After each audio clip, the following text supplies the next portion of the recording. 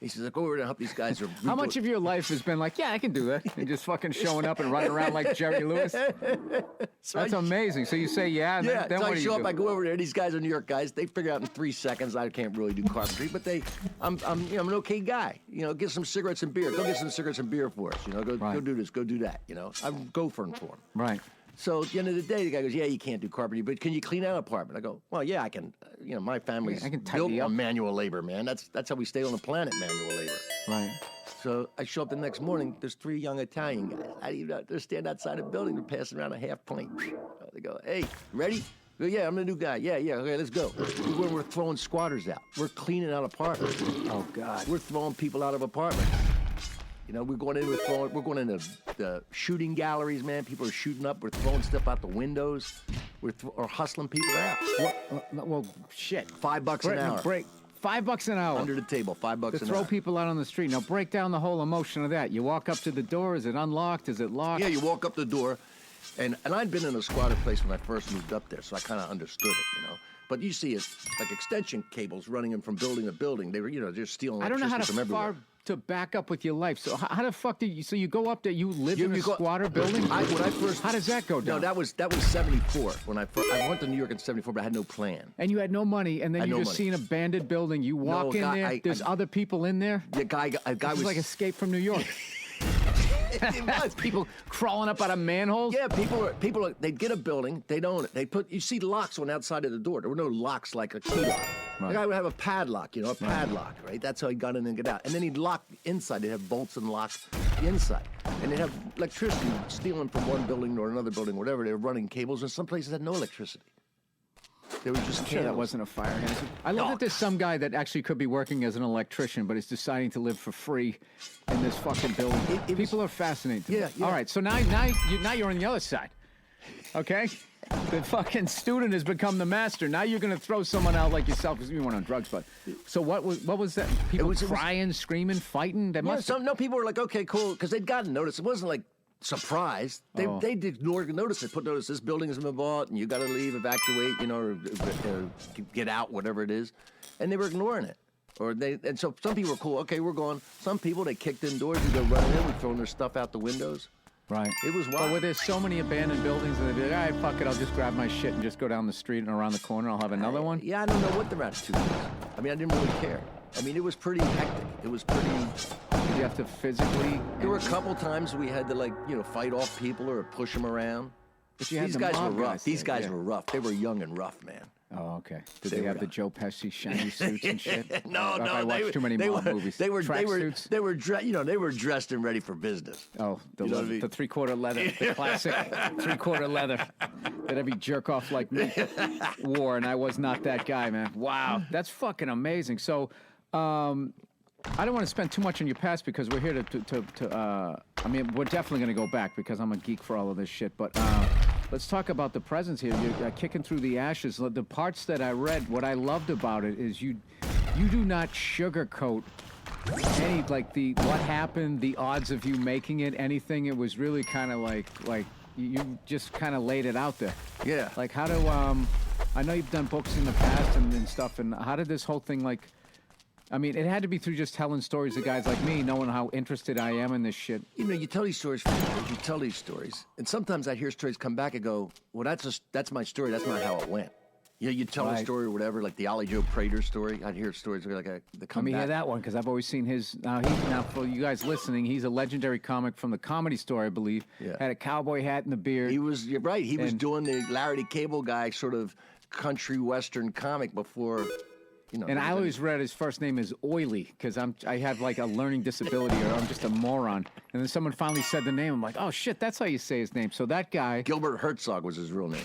Gilbert Herzog. Hartzog. And he went by Ollie Joe Prater. Ollie Joe Prater. And he looked like Yosemite Sam. He was a short guy. He was heavy. He had cowboy boots, a cowboy hat. He looked like a cartoon character. Right. And he was a classic. I mean, see, back when these clubs started popping, the places were packed. They didn't need guys to draw.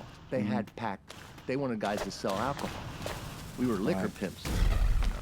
Who sold the most? And Ollie Joe would drink on stage. And so the crowd would drink with him. What would they pay you guys back then? It started escalating fast. I mean, you first go out and they go, it's $800 a a week, and then they want you back. We want you back. Well, these other clubs want you. So we'll pay you twice. That went up by about $400 20 years later when I started.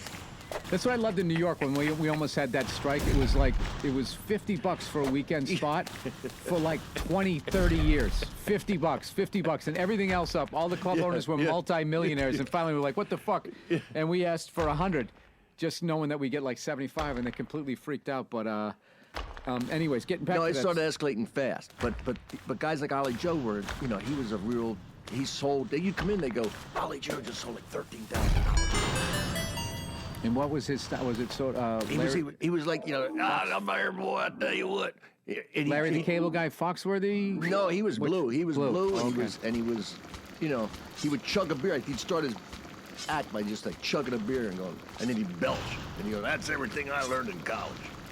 Oh, Jesus. So he set the tone early. I would not want to follow that guy today. He was, and he literally took anybody's act. I mean, there was an old line, I don't know whose line this was, but somebody once says, if Ollie Joe came up and bought you a beer, that means he just did one of your jokes. Wow. If Ollie Joe shared a joint with you, he did a couple of your jokes. If Ollie Joe laid out a line of coke for you, you just played Cleveland. Yeah. He didn't care. And it seemed like back then, like, certainly through, like, vaudeville, like, people just taking other people's shit, it was always seemed annoying.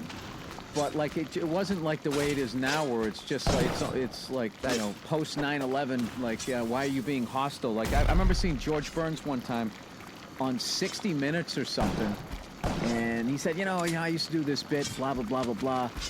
He tells the joke. He goes, he goes, I mean, it's not a great joke. I don't think Milty would steal it. And, like, he threw that out there on TV. And I was just thinking, like, oh, he's just ribbing him. Then years later when I became a comedian, I was just like, wow. Like, he really meant something by that. And that guy must have been, at least fucked with his act on some level. That that George Burns is on 60 Minutes and fucking calls somebody out for taking his shit. So yeah, but it didn't matter to him like it does now.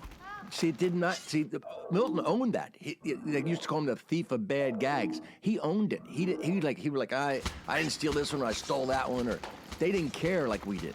Right. They did worry about stealing their acts back in vaudeville. They used to. The only way to like prevent it was they would pay stagehands to protect their acts. So if you came in and I just played there, and then you came in, you started doing your bits, sandbag drops near you. Oh, they would like give you a warning. They get like a heavy warning. But then, see, that era... Shit you could get away with before cell phone cameras and stuff. You could literally deliberately drop it on the guy's head. He dies. Oh, we know what happened to him. He never showed up. It's fucking underneath the stage. Wow. It changed in Lenny Bruce's time.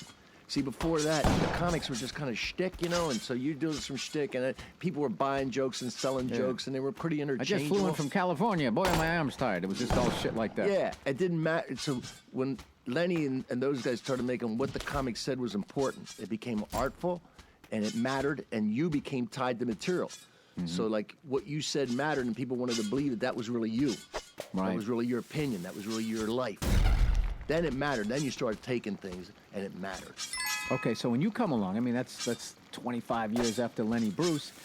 The thing that it didn't matter with you guys was because there's no YouTube, there's none of that shit, and you guys are just going up after poets and strippers and stuff. Well, so yeah, once I got into... Just go up and survive, or... Yeah, but once I fucking got into business, it mattered. It started mattering. But right. There were so few comics, we could police the community ourselves.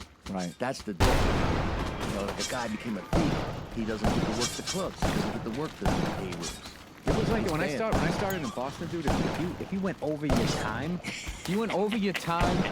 and by over your time, like we told you to do 25 minutes, you did 28. 28, like you were in the fucking doghouse. Like, dude, you did 3 extra minutes. Like it was such a huge thing. And forget about stealing jokes. Like I'm so fortunate that I started in Boston, and all those ding-ho guys so set the bar so high that if you were any hack, if you were any derivative, they let you go for 2-3 years. You're okay. You're influenced by Gav or Sweeney or Noxie or something. But then after that, it was just like, dude, you need to come up with your own shit. And it was one of those things Boston's an unforgiving place. So it's just once you were labeled, you had to leave. So see, that's it. That's it. You got trained. There's nobody doing the training, but you got trained, and that's how they did it in vaudeville too.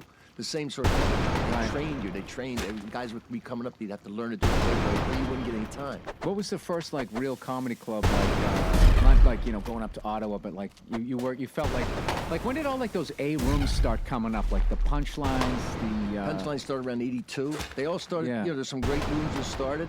A lot of these rooms they started. I mean, I wrote it in the book. There's one like you're going up to Minneapolis to play a room. I'm going to play a place called Mickey Finn's. Now a lot of these rooms were they just threw them together. So I get out there, and I feel like the gunslinger. First accident bringing in. I'm from New York. I see all those guys, Jeff Cicero, Louis Anderson, all standing in the back.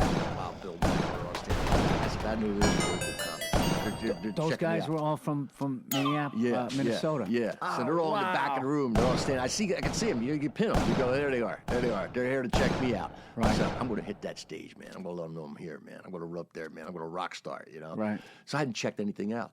So I go running up and jump on the stage. The stage was just a bunch of milk cartons, right? Milk crates with a sheet of plywood on top. Oh God. So I go fly. I just surf the whole thing. The whole thing just takes off.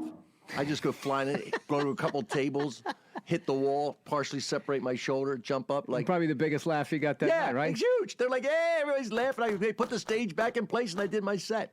Oh my God. So who else was part of that Minneapolis scene? Those are big names. Louis Anderson. Yeah. Have you been watching Louis on Zach's show? Oh yeah, he's great. That's what I love about comedy is there's sometimes like, dude, you should do something with this person. But who would have thought Louis should play Zach's dad, and Zach went to clown college in France and ends up in Bakersfield, California. I was talking to my wife about that last night. We were laying in bed and the commercial came on for it. And they're just like this fucking like perfect casting together going like, who'd ever like. No, that's it. That is. In the way that they go back and forth, it's like they've been working together for like 50 years. They're like an old comedy team. And that's one of the things, one of my favorite things as like a